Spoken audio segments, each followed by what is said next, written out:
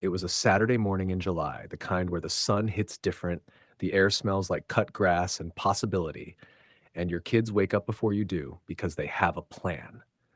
My two daughters, 9-year-old Mia and 7-year-old Lily, had spent the entire previous night designing a hand painted sign, counting their saved up quarters, and begging me to help them squeeze 50 lemons. 50 lemons. By 9 a.m., their little stand was open. A folding table draped in a yellow tablecloth, a mason jar full of coins, and two girls grinning like they just opened the New York Stock Exchange. They made $14 in the first hour. $14. The neighbors were stopping, laughing, taking pictures, paying $5 for a $1 cup just to see the joy on those little faces. Old Mr. Patterson from the corner nearly cried. He said it reminded him of his late wife. Everything was perfect. Then Karen stepped outside. Karen Whitfield, HOA President, self-appointed moral authority of Maplewood Drive. She stood on her pristine porch in a silk robe, oversized sunglasses, and an expression that could curdle the very lemonade my daughters were selling. She stared. She said nothing. She went back inside. We thought nothing of it. We were so naive. 40 minutes later, two city code enforcement officers pulled up to the curb. My 7-year-old started crying before they even got out of the car. The officers were apologetic, almost embarrassed. One of them, a heavy-set guy named Officer Daniels, actually crouched down to Lily's eye level and said, "I'm sorry, sweetheart. I don't make the rules." The complaint filed against my daughter's lemonade stand cited 3 violations: operating a food vending business without a permit, conducting commercial activity in a residential zone, and, I need you to really hear this one, creating a public nuisance through excessive pedestrian congregation. Excessive pedestrian congregation at a children's lemonade stand on a quiet suburban street in July. The fine was $250. I stood there holding that citation with shaking hands while Mia wiped Lily's tears with her own shirt sleeve and whispered, "It's okay. We can try again next summer." I almost lost it right there on the sidewalk.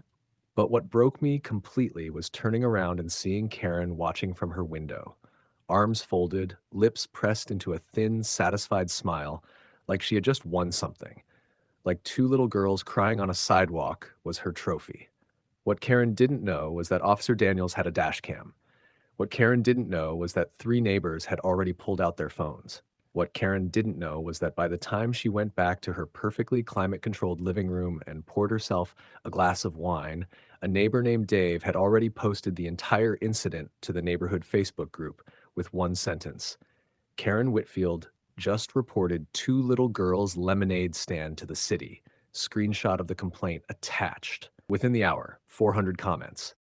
400 comments became 4,000 by Sunday morning. But this wasn't your average internet pile-on. Oh no, this was organized. Dave, it turned out, was a retired attorney. He didn't just post the complaint screenshot.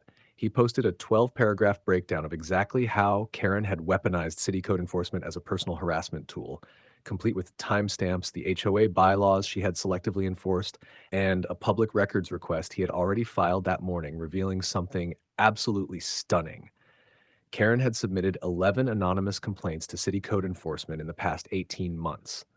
11, all targeting the same street, all targeting families she personally disliked. But here's where the plot twists so hard it'll snap your neck. Dave started cross-referencing the complaint dates with HOA meeting minutes, documents Karen herself had signed and filed, and what he found made the entire neighborhood go silent before it exploded. Every single month that Karen filed a city complaint against a neighbor, HOA maintenance fees for her personal property had been quietly waived. Her landscaping, her driveway resurfacing, her fence repair, all paid from the shared HOA fund, all approved in meetings where Karen sat as both the president filing the motion and the deciding vote. $47,000 over 3 years. Karen hadn't just reported my daughter's lemonade stand out of spite. Karen had built an entire corrupt empire on this street, using neighbor complaints as currency to fund her own lifestyle while bleeding every household around her dry. She wasn't just mean, she was methodical, and Dave had receipts for every single penny. The HOA board emergency meeting was called for Tuesday night. Every seat was filled. People were standing in the parking lot with lawn chairs and phone flashlights. Karen walked in wearing a blazer like she was untouchable. She had never been more wrong in her life.